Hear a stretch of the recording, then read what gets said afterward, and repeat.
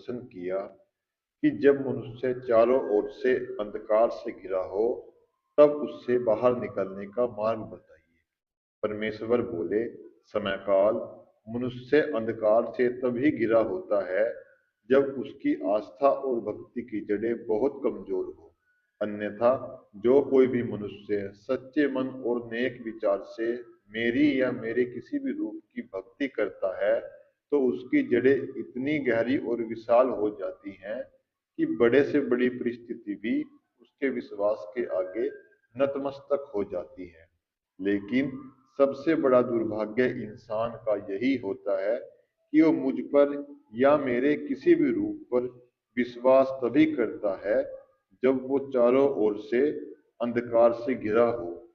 यदि ये इंसान ये जान ले कि जिस प्रकार मनुष्य को जीने के लिए श्वास की आवश्यकता पड़ती है, ठीक उसी प्रकार आत्मा को भी प्रकाशित होने के लिए भक्ति की आवश्यकता पड़ती है।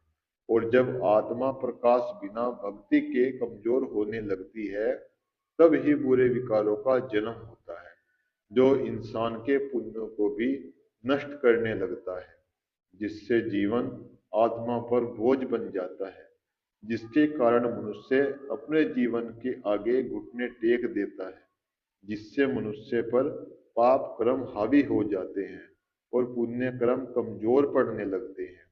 यदि मनुष्य बिना किसी स्वार्थ के कारण निस्वार्थ भाव से पहले से ही मेरी भक्ति और आराधना शुरू कर दे, बुरा समय आने से पहले, तो जब तक बुरा समय आता है, तब तक इंसान अपनी भक्ति से, अपने पुण्य कर्मों से एक विशाल पर्वत खड़ा कर दे, तो बुरा समय उस दीवार से टकराकर बिना उसके जीवन में प्रवेश किए हुए वापस लौट जाता है।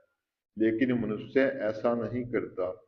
मनुष्य जब ही याद करता है जब उसके जीवन पूर्ण रूप से बिखर जाता है, फिर उसके टुकड़े लेकर मेरे पास आकर पूरा जतन करता है कि उसका जीवन पहले की भांति खुशहाल हो जाए।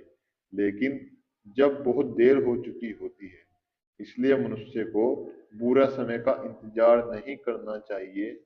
यदि मनुष्य नित्य रोज मुझे याद करता है, तो उसका बुरा समय भी अच्छे समय में बदल जाता है।